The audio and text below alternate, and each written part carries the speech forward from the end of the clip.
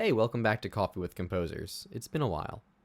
I had to take some time off and try to figure out exactly what I was trying to do with this podcast and how I wanted it to succeed, besides just kind of committing to an episode a week and going at it impulsively with no understanding of podcasting at all. That is what happened. But anyway, one small thing, or big thing, depending on who you ask, that I want to bring attention to that is going to change going forward.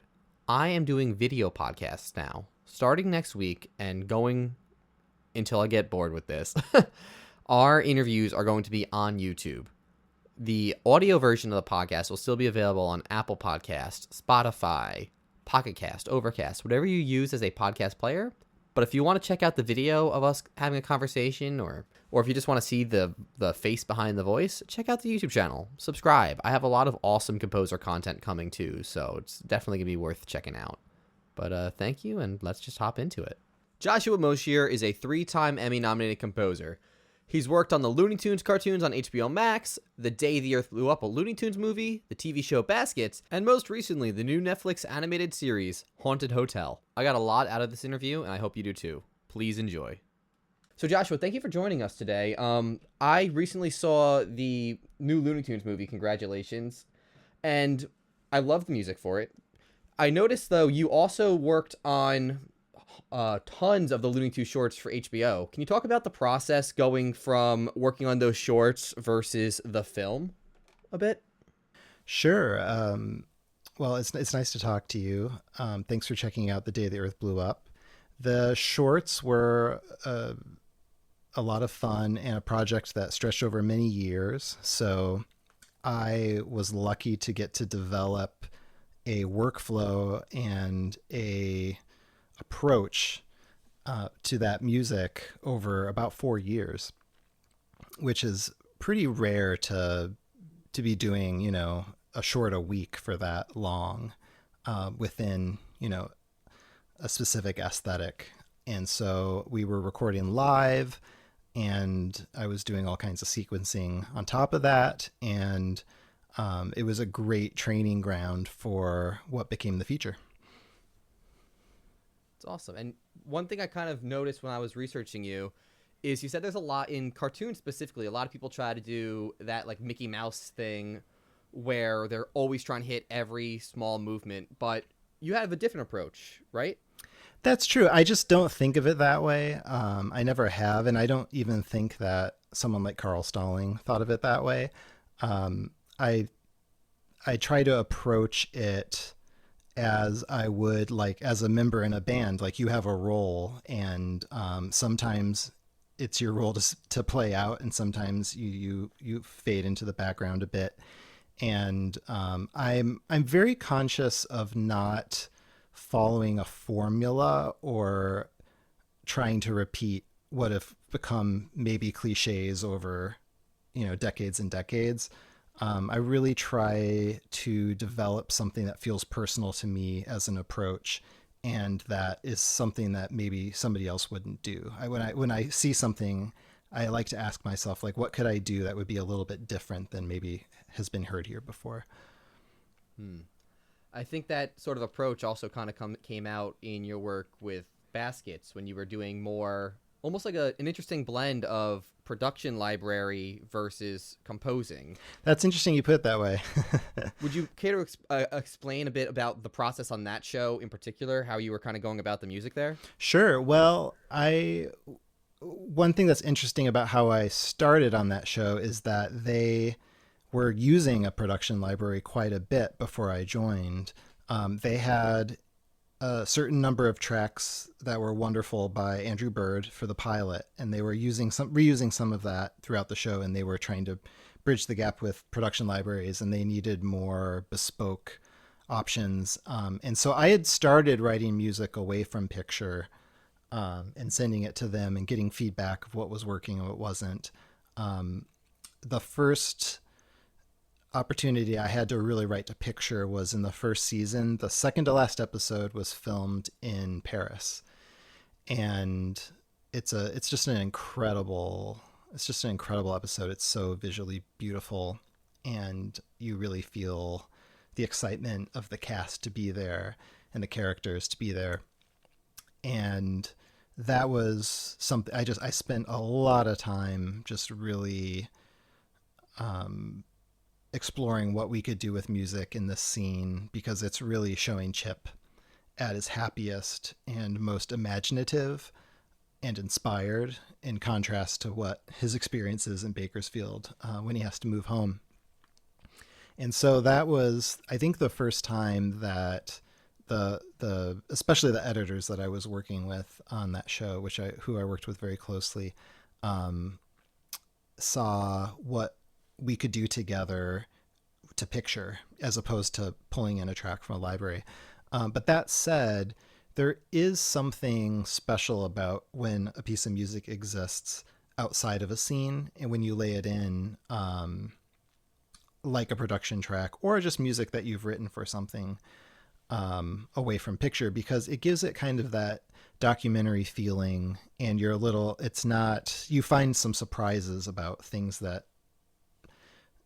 accent certain things that you see on the screen from the music.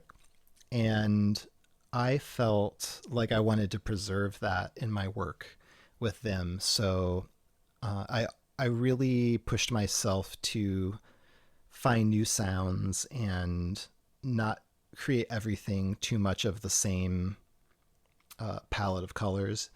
And so there's a lot of electronic elements. I did sort of hit upon this core band, and I hit upon mandolin as the instrument to me that really just felt like Chip. I was also working with a wonderful mandolin player named Jacob Beans, who was just really the perfect person to be in that role, because he could improvise like Ornette Coleman, but he could also play kind of Americana, dusty American roads kind of feeling of music. And so that's kind of what I was trying to do, is kind of have this kaleidoscope of musical expression, but also have it be very grounded and accessible and folksy. So, yeah, it's interesting that you mentioned production music, because there is a little bit of a sensitivity to preserving some of that, but also we would look for opportunities to really explode what we could do with music in the story. It's awesome. One thing I kind of picked up on was the way you talked about improvisation. Do you feel that your background as a jazz pianist kind of comes out a lot in your film scoring work? I would say, like the improv and I would say so. I mean, I think that improvisation is composition. It's just in real time. And so there's a commonality in the way that a lot of comedy is written. If you go to Chicago and you see a Second City show, a lot of the sketches, the seed of the sketch is born from something from a fully improvised set. And then they go back to that and they rework it and they revise it over time. And so it's a lot like that for me when I'm writing, where I'll find a tempo and I'll start working to picture at that tempo, or even away from a click, and just playing to the picture. And then I'm going back and I'm saying, okay, like what's at the root of this idea? What's at the root of this scene? How can I explore that? How can I shape it into something that feels like it was always there? And I think that you kind of have to be able to sit down at some sort of instrument and just play, to access that level of just instant response to what you're hearing. But that said, I mean, I think it can also be really valid to just be on a walk and have an idea and, write it down. Or you could always do the iPhone memo method.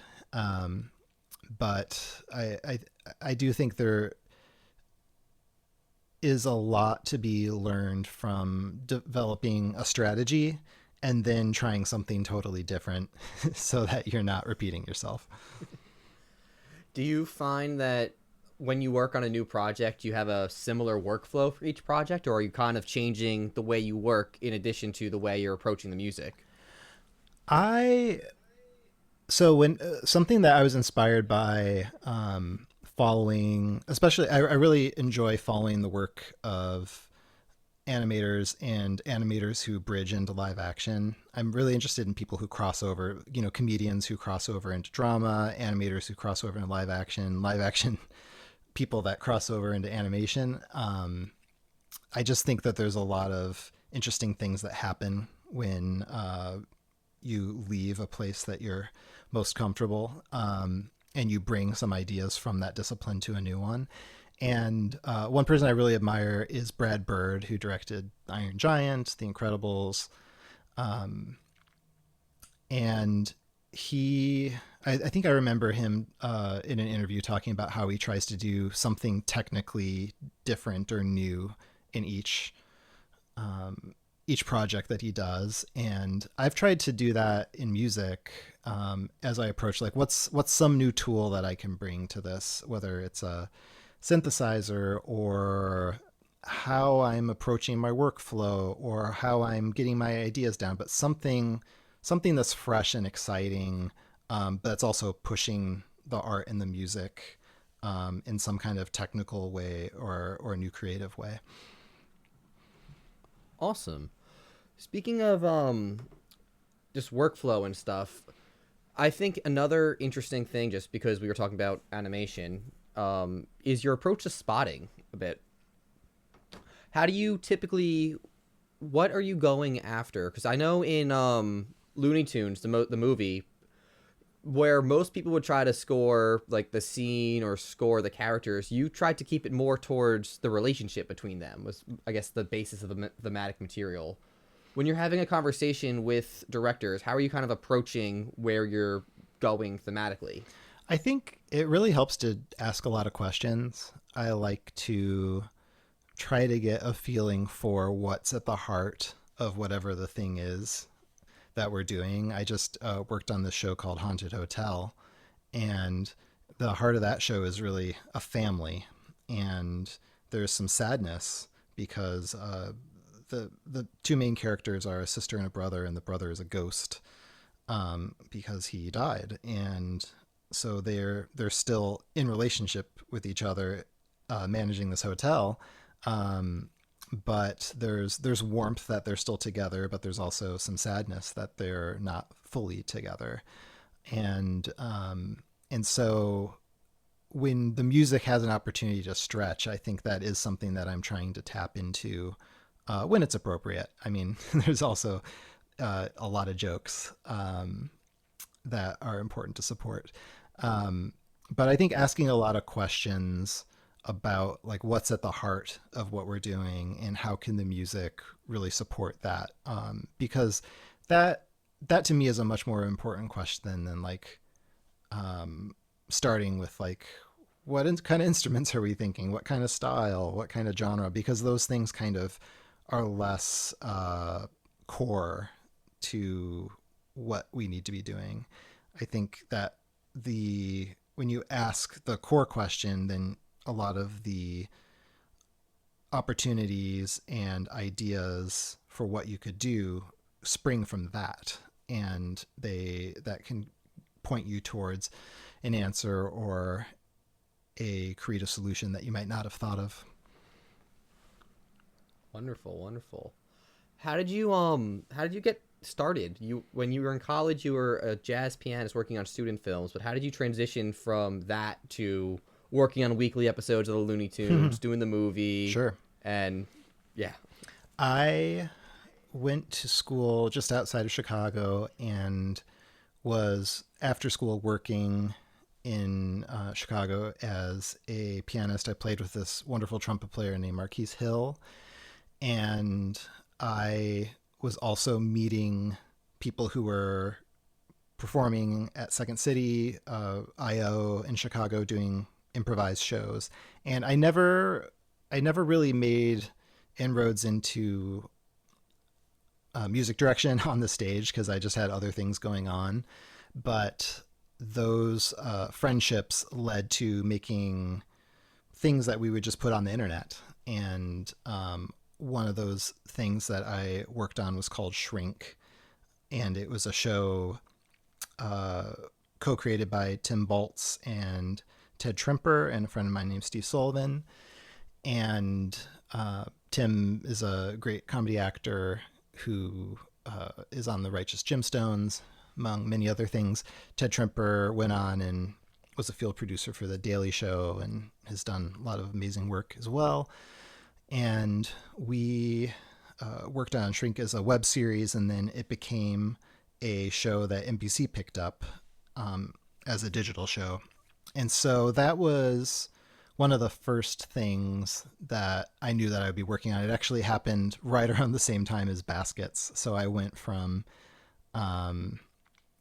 essentially working on 0 shows to 2 at once. And it was it was crazy, but it was also very, excuse me, it was very exciting to be doing what I wanted to be doing and doing what I love.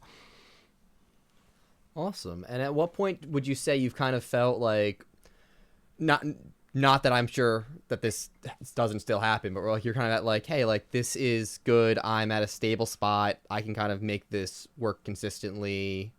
The fear that a lot of musicians have when they're kind of going out and starting a freelancing type career. I think everybody, I think if you're a freelance musician, you're very much, you're always wondering, what's next. And I don't think that that's necessarily changed. I think that I feel more confident because of the experiences that I've had.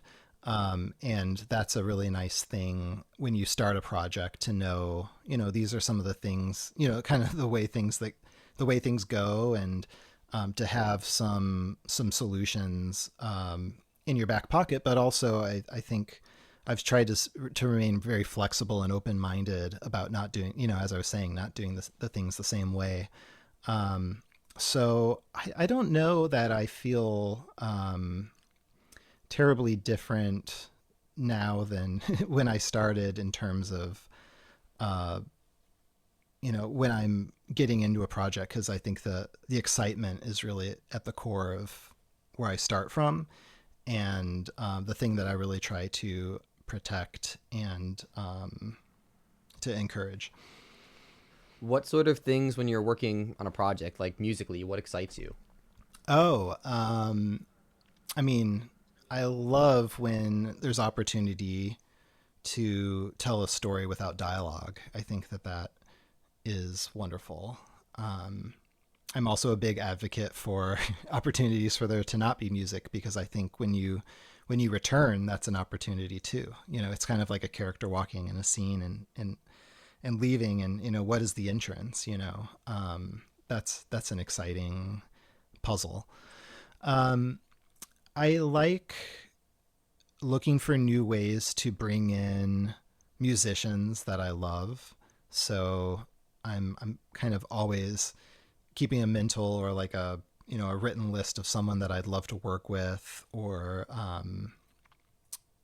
incorporate into a score in some way, because I think that I've done plenty of projects that are completely electronic, and that's a wonderful way to work. But I also I just love working with live performances in the same way that, like, to make a movie, at a certain point, you want to pick up a camera and record some footage of humans being brilliant. And I love the process of conducting, recording music, going back, editing it, shaping the production of it. And so when you bring in new elements, new X factors, it's exciting and new. And then obviously it's great to have rapport with a core group of collaborators from project to project as well. Awesome. And just over the past, I guess, even just 3 or 4 years, there's been so much changes in the way music can be produced. And I'm sure over your career, it's been even more change. How do you find that you adapt to these changes? If you're always going out to experiment and try things, like how are you bringing them in and not getting totally tripped up on a project? Or how do you even just go out and find new exciting technologies, collaboration opportunities, etc.? Oh, I wouldn't say that there's been such crazy change as long as that I've been doing this. I mean, I think that I I started writing music at a time where it was very common to do everything on a computer, and that's still the case now. Um, I think that a, a, I mentioned having a core group of collaborators. There's a mix engineer I love named Chandler Herod, and um, when you want to do something new, you know, it's not all it's not all up to me to figure out how to do it. It's a conversation. Like, what if we did this? How would we do it? And someone like Chandler is very game to try new things. We are working on a project right now where I've written a score for um, this Google Maps XR app, and we did a interactive spatial score. So the music changes based on where you are in the app. Um, but you also there's the spatial component where we did an Atmos mix, and we recorded an orchestra in Vienna, and we were able to look at this opportunity and say, okay, what would be amazing? Like, if we could do anything we wanted, what would we do? And then try to make that work within the resources that we have. And so, I mean, that really is how when I start a project, I think like, what's something that excites me that I could bring to this that, is an expression of my curiosity, and also something that I think this project could really use and benefit from. Awesome. Outside of the film and TV projects, you also have a solo album, Yeah. correct? Mm-hmm. How do you bring this approach as well? Like, what is it like for you to work in a blank slate where you're the artist behind it? It's your work. You're not serving a picture. Is there a different headspace for you in that kind of process? I think it's different in that there's less immediate feedback from a collaborator if you're the only person making the project. But I think the germs of the ideas, the seeds, or the kind of the twigs in the nest, are similar. A lot of times I will write down an idea, or like I said, sing an iPhone memo, and while I'm working on a project, and not everything that I might come up with is used in the project. And so I like to go back months or even years later to some of these musical ideas and see, like, what could this be? Could this be something else? And so that album came out of going through years of of, of recordings and fragments of ideas, and turning them into piano compositions, sending them to friends who are songwriters, and saying, like, hey, could we write a song together based on what I have here? And a lot of the times when I'm writing instrumental music, I will feel like, this could be a song. This could be there could be words to this. And so it was great to put that to test and see what could happen. And so I brought in a bunch of songwriters that I really admire, who also sing, like Macy Stewart and Michael Mayo. And it was a really fun process to approach it open-mindedly, and just not really think about genre, but just what is this composition becoming? Like, how is this a song? Awesome. Do you have any last advice for composers out there listening? I think that it's really great to start from a place of what excites you, even in terms of like how you communicate with a collaborator, finding commonality. And it doesn't have to be from movies or TV or media. It could be a place that you've been, or some kind of experience you've had. But I think looking for that commonality is an important place to start when you're trying to find like the core of what you're doing together. Wonderful. Thank you so much, Joshua. For anyone who wanted to check you out, where could they find you? My website is joshuamoshier.com, Moshier. I also post on Instagram, and my album is on all of the streaming services. It's called Semi Permanence, and we also have a vinyl that is available on Bandcamp.